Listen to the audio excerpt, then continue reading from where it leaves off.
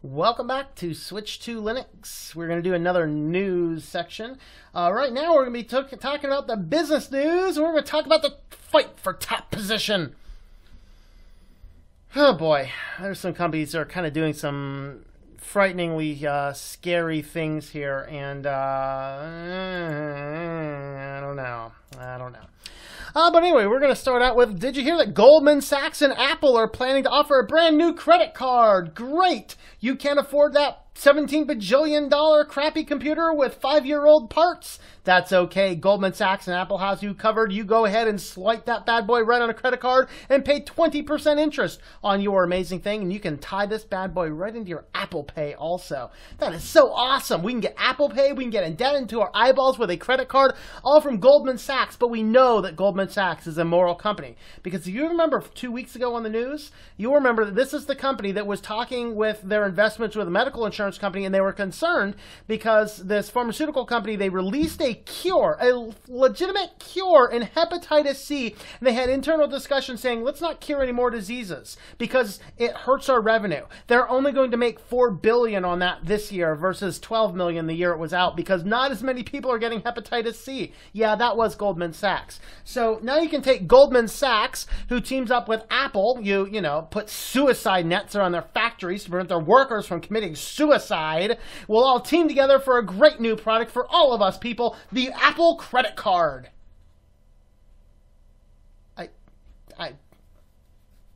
Guys, can we just chop those things up? They really don't do any good for us, to be perfectly honest.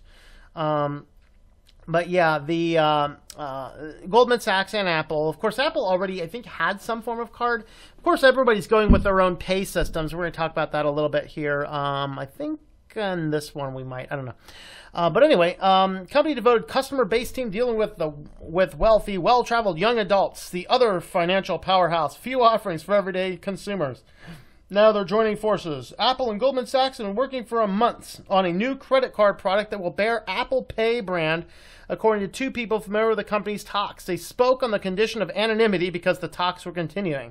The product will be Goldman's first credit card offering and could help the bank's effort to expand its consumer products. For Apple, the deal could help it expand its Apple Pay brand, the technology giant's digital payment system. The two companies have been talking for months, have settled everything in the details.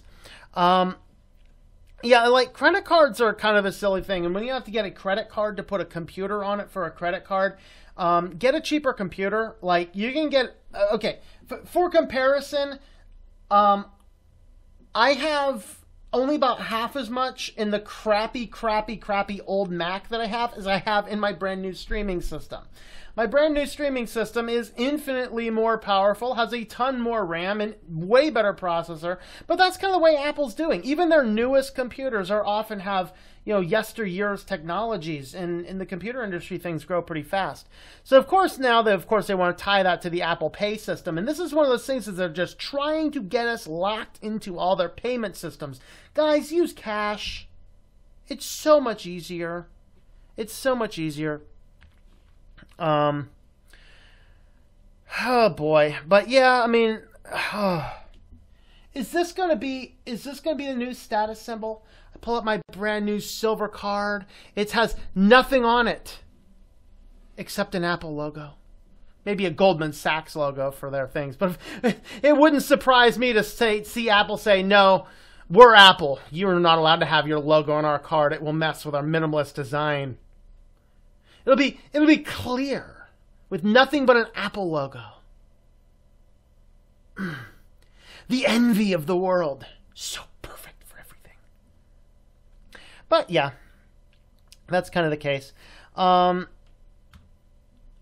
Research firm Loop Ventures estimated last year just 13% of active iPhone users activated the service. Apple Pay isn't even the most popular mobile payment service. It still faces global competition from Samsung Pay and Google's Android Pay, as well as Alibaba's Alipay. and WeChat Pay in China. You're not going to beat those two in China, by the way. Those are like 95% market share in China. So that's kind of the case. But the problem is, like, when you start getting credit cards and putting on credit cards and computers and Apple Pay and all this stuff, very, very, very few people use credit cards responsibly. And it's just not worth doing. It's not worth doing. The credit card is like... It's like smoking for the financial industry. You know it's not good for you, but once you start, you just can't stop. And that's kind of the challenge is you get so tied into the credit card, you get so addicted to the spending, not to mention you spend more. As I have not swiped a card for something in, I mean, it was a while. Let's see. I think I might have used the debit card one time this year. I think I used it twice last year. I mean, that's the thing, and I spend so little money. It's kind of scary, actually. I watched this guy, Mark Godey, I think is his name. He declared like a couple months ago, I'm going full time in YouTube, and he's done 2 videos since. It's kind of funny. But he's doing all these financial type things, and he releases a monthly budget this month. And the dude spent like $171 on snacks. I didn't spend $171 on food this month, people. He spent $113 on hair. He's a dude, okay? Ladies, I might get it. He's a dude.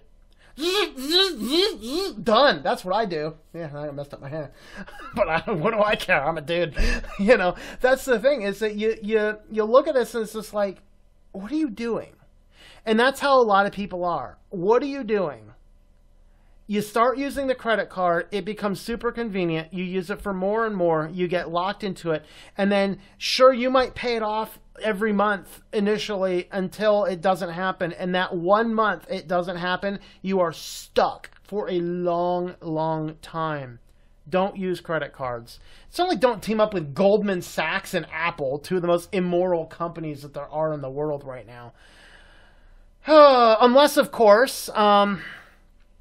You're talking about Comcast. All right. Poll for you. Poll for the comments. Poll for the comments. You guys watching behind here on the comments. What is worse? Disney or Comcast controlling Hulu? This is a hard one. What's worse? Disney or Comcast having controlling interest in Hulu? Because if you remember about, I think it was December, Disney had put in a bid for Hulu. So, of course, Hulu is 30% owned by Disney, 30% owned by Fox, 30% owned by Comcast, and 10% owned by Time Warner. All right. So, right now, Disney is trying to get Fox's 30%. Fox, as part of a merger deal, has to get rid of Hulu and some other properties. And so Comcast and Disney are now in a fight over who gets it. So now we have Disney, who's wanted their own streaming service, to pull all of their stuff off of Netflix and move everyone over to their own corporately controlled streaming service. And then we have Comcast gaining access to one of the top streaming services in the world in our political environment where net neutrality is about to die. Oh, Hulu at your $12 is included in our internet fee, but if you want to buy Netflix, you have to pay an extra $12. So you're going to pay $12 either way. So these guys are fighting for the top. Who's going to win? Who's going to win out? Of course, Comcast made a $60 billion bid on this, and they initially were turned down. Yeah, 60 billion. Yeah, it's kind of scary. But anyway, these two companies, Disney and Comcast, are fighting for controlling interest in Hulu. So, question for the polls. Which one's worse, Comcast or Disney? Who is worse to have controlling interest in Hulu? I don't know. I have my opinion, I'll tell you at the end, but I don't know. What do you guys think? Oh, boy. It happened. Now, Microsoft is rolling out the ability that you can now buy a game for someone else. This is good if you're already locked into the horrible ecosystem of Microsoft's walled garden of insanity and business games and stuff. But man, it's like, ooh, I just bought you a game. Now you gotta claim your Microsoft account to get it. This is just a sad ploy to get more people signed up. Someone else bought you a game, man. You gotta claim your account to get it. No. I had a church recently send me it's like, did you know there's like a Netflix for Christian sermons? Dude, I got the thing in my inbox. A local church sent it out to everybody that had any connection with that church. I know some people over there, and so I looked at the thing, and you know me, I don't use these services. So I looked at the email and I said, "Click decline." Dude, they sent me back an email of a guy who like runs a thing, and he says sad face. It was an animated gif of a sad guy because I declined his thing. I'm like, what are you, 2 years old? Grow a backbone, you supposed Christian weirdo. Jesus. It was quite hilarious. But anyway, it's like, what is all this with signing up services? Like, I didn't want my email address given to some company that I don't control anything. That's kind of, no, I don't like this. Now, for this thing, I fully get this. If you're both involved in the Xbox and you're already sucked in, you're stuck in the Microsoft ecosystem, you're like, I gotta play my games and I have no choice what to play here. And somebody buys you a game, I guess that's good. Interesting business thing. I just think it's a little on the scary end. Of course, if you haven't heard yet, the net neutrality rules are supposed to completely die June 11th. Very curiously, the day before the last day that the Senate has to vote on whether to keep them or not. The day before the last day, I should say, if I didn't say that right. But, of course, in AT&T and Verizon and also, you know, all of the big ISPs, lobby groups, they are now asking the FCC to help raise prices on smaller ISPs. So this goes back to a 1996 law that basically said that it was the common carrier law. And this is why the ISPs are classed as common carrier, because what happens is the government makes the investment in the infrastructure. So as much as these guys are whining, we just can't invest in infrastructure. Hey, morons, you were given billions of our taxpayer dollars to build the infrastructure. And then you are required to let other ISPs use it. It was supposed to bolster competition. Well, part of that is that now the big guys, AT&T, Verizon, CenturyLink, Comcast, they're saying, not Comcast as much, but the guys that are still running DSL type services, they're saying, these guys aren't paying us enough for access to our lines. You got to raise prices to support competition. Have we become a nation of morons, or we just not care? It's okay, kitty. It's okay. You're not a moron. You're a good cat. Like, this is like newspeak. I mean, peace is war, folks. Peace is war. Yeah, we gotta raise prices on the small ISPs, the small community, the municipal ISPs. We gotta raise prices because that's somehow gonna help promote competition.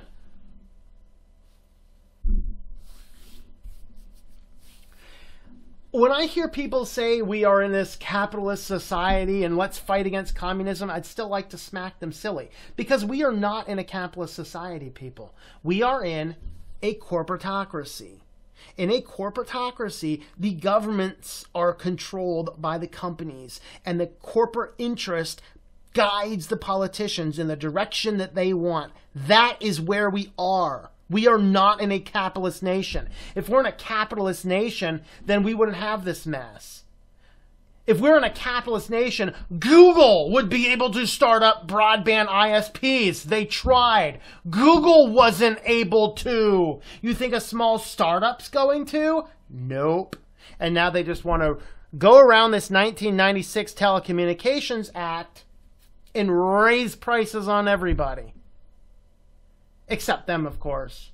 Because they have to do this hard task of keeping the infrastructure up. Even though they've been paid by our tax dollars to do that. This is just insanity. We need to vote everybody out. Just vote everybody out, abolish all parties, and restart. And maybe put some homeless bums in there. That we might have a better country in that case. Oh, what do you guys think? Let me know down below. I hope you've enjoyed this video from Switched to Linux. If you'd like to help support the channel, check out the links at the top. There is another video over here. You can check out our Patreon page down here. And you can check out shop.switchtolinux.com for information on a t-shirt like this or some other designs. Thanks for watching and I hope that you enjoy switching to Linux.